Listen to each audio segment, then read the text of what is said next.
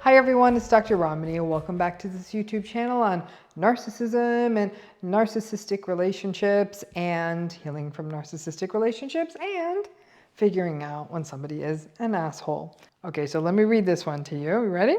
Here we go. I, a 36-year-old woman, went no contact with my narcissistic family last year as I was done being their scapegoat.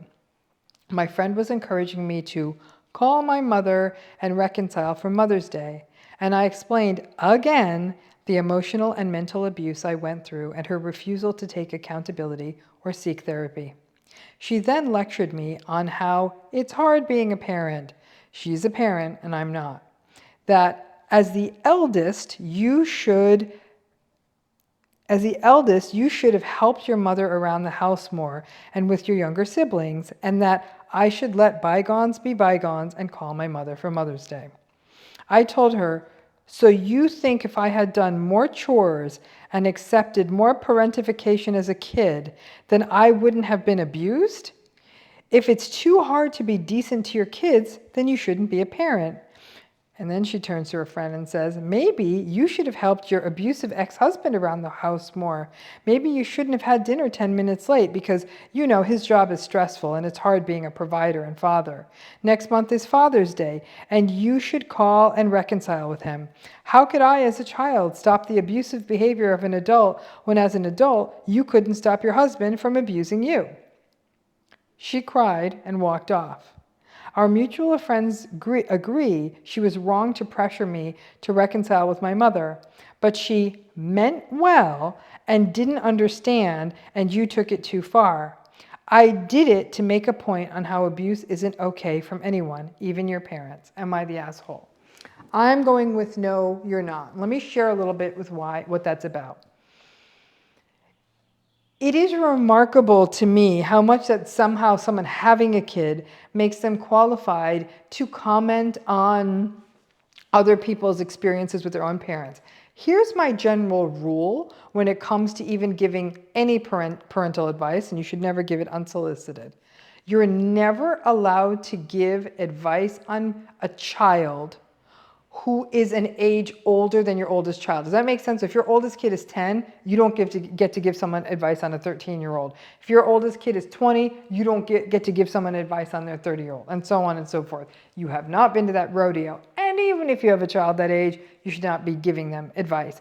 This was probably no small battle for this woman who was scapegoated by a family to say, I'm done and I'm out. Nobody does this lightly. I think that one of the things that seems to be floating out there in the world is like, oh, it must just be so easy to walk away from your family. Said no one ever.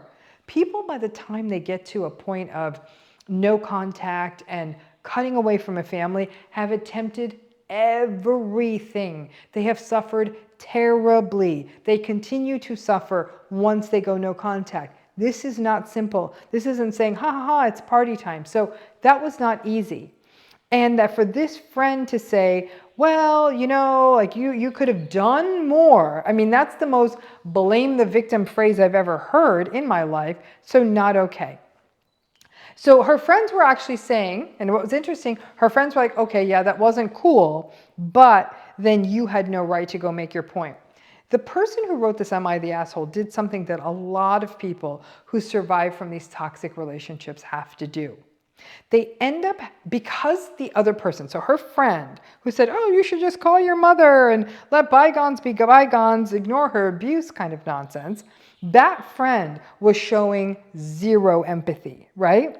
So what the person who wrote this Am I the Asshole was trying to do was probably punish your friend a little bit for putting her in such a terrible position. I understand that. But also was trying to evoke empathy from her friend in a little way, right? Do I need to spell out what this would feel like in a different situation? So basically her friend can dish it out, but she can't take it. And that her friend didn't have the empathy to be able to connect the dots between those two situations. That, ooh, I was emotionally abused by someone. That's not okay. And if my friend is saying she was emotionally abused, I should believe that. So she was also invalidating her friend, really not hearing what the friend was saying to her clearly, and just basically saying like, oh, just give it up because you always have to be nice to your mother. That may be what this woman hopes from her own kids. Maybe she shouldn't hold her breath. But Many people going through narcissistic relationships will turn around to the other person and say, how would you feel if this? Like, how would you feel if your boss da-da-da, or if your friend la-la-la, or how would you feel if this happened or that happened? You're attempting to create a situation where you think the other toxic person is going to, oh, now that you put it that way, I get it. Well, somebody who could have gotten it wouldn't have said something that insensitive in the first place. Trying to get an insensitive person and convert them to a point of being reasonable, not happening. So keep all of that in mind when somebody says something like, oh, well, you're in an abusive relationship, but you should be able to move past it. You're probably not going to be the person who converts them over to seeing it clearly. What it does is it gives you a rather painful piece of information about how this person views your situation, sort of the kind of entitlement and moderate hypocrisy of not connecting the dots between their situation and your situation, and the whole thing feels awful. So no, this woman is not an asshole. I get why she tried to get the dig in too, because I am sure she's hurting so much, and probably was there for her friend when she went through her own toxic relationship. It is quite remarkable how some people who go through toxic relationships are simply not able to connect the dots for others. And that empathy that people who've been through it should have for each other is absolutely crucial. Hope that makes sense, and be curious to hear what you think. Thanks again.